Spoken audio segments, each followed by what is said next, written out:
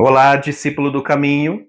Bem-vindo mais uma vez ao canal Emaús 4.0, uma jornada rumo à vida eterna. Eu sou Alexandre Garcia e serei o seu companheiro nessa jornada. Se você ainda não é inscrito do canal, se inscreva, ative o sininho das notificações, curta os vídeos que edificam a sua vida e compartilhe com outros mais que você deseja edificar. Assim, a plataforma do YouTube entende que outras pessoas mais devem ser alcançadas pela palavra do Senhor. Hoje, o vídeo vai ser um pouco diferente. Vai ser uma resposta a uma pergunta que nos foi feita sobre exatamente a raiz do que nós abordamos na postagem cujo título era Discípulo íntimo ou seguidor distante. A pergunta veio assim: como podemos ser salvos se tudo o que fazemos, pensamos, vemos e falamos já estimula a nossa natureza pecaminosa? Como crer que nós, pecadores, mesmo nos esforçando, porém pecando de alguma forma, seremos salvos no final? Sei que é pela graça, mas queria ouvir outro raciocínio. Qual sua visão quanto a esse tema?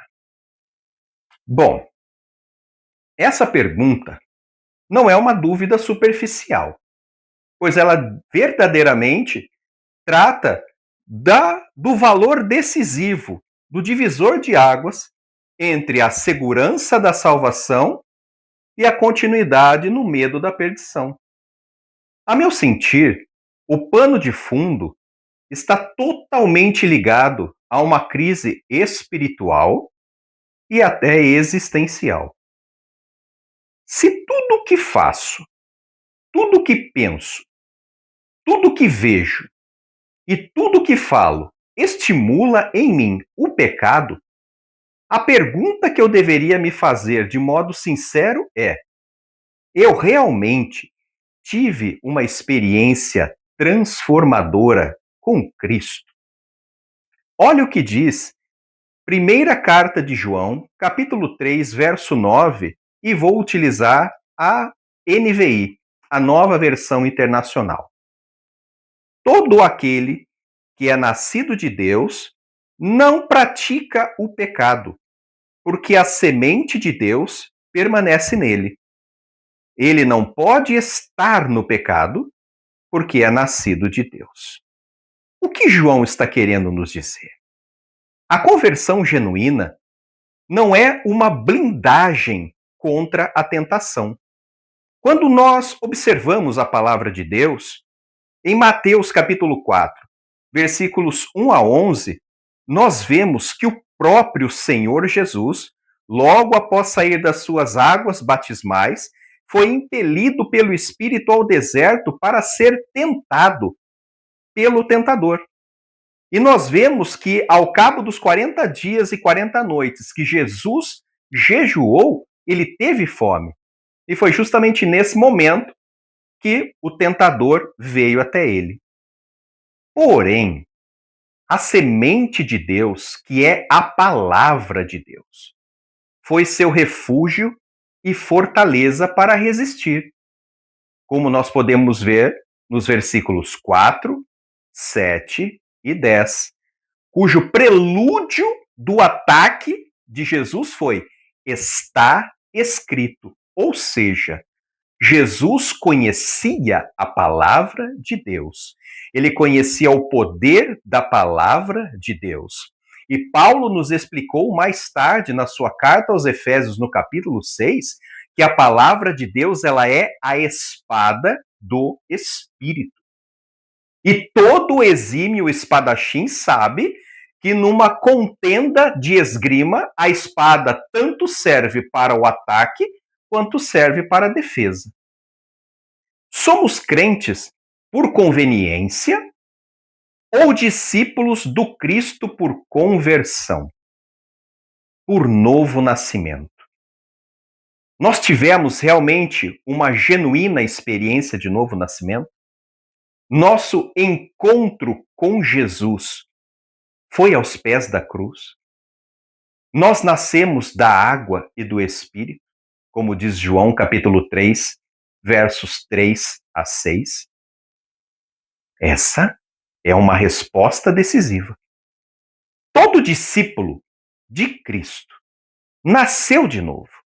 Nasceu da água e do Espírito. E tem o Espírito de Cristo em si e é conduzido pelo Espírito Santo. Conforme Paulo explicou na sua carta aos Romanos, lá no capítulo 8, os versos 9 e 10. O Evangelho, meus amados, é o poder de Deus para a salvação pela graça, por meio da fé. Não somos salvos por nossa bondade e virtude pessoais.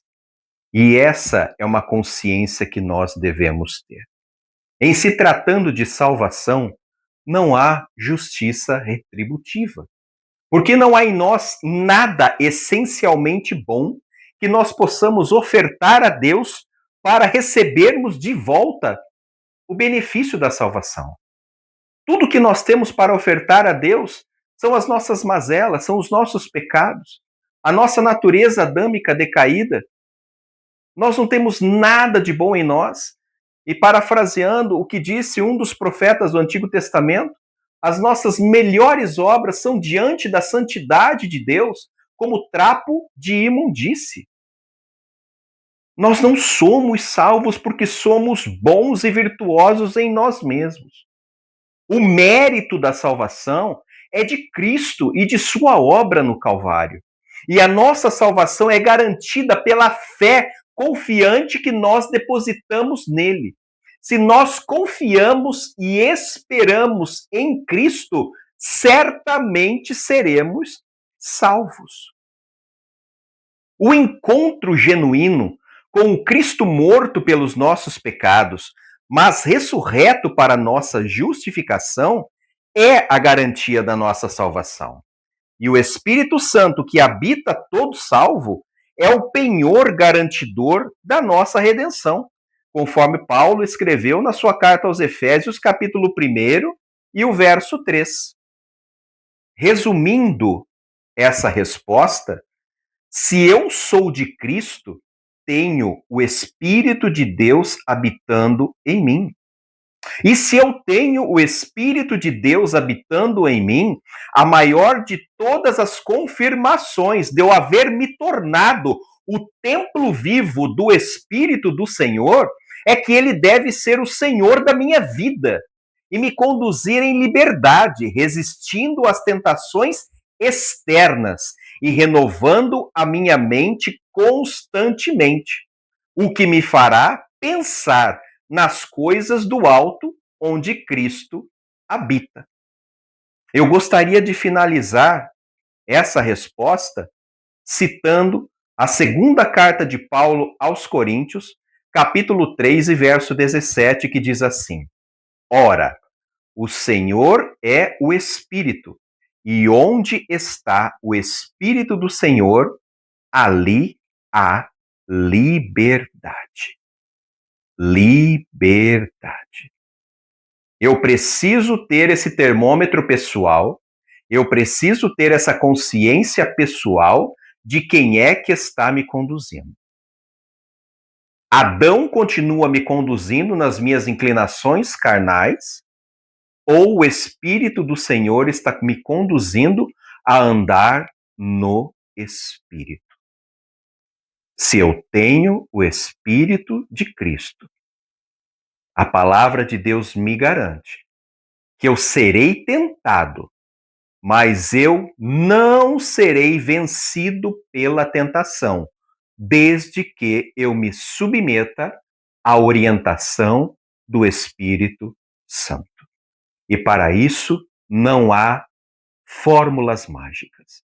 Para isso não há atalhos. Isto é maturação de consciência cristã que deve ser aprimorada todo santo dia, a partir da oração e da meditação na palavra de Deus. Amém? Que Deus te abençoe e conscientize em nome de Jesus. E até o próximo passo, em nome do Senhor Jesus. Amém.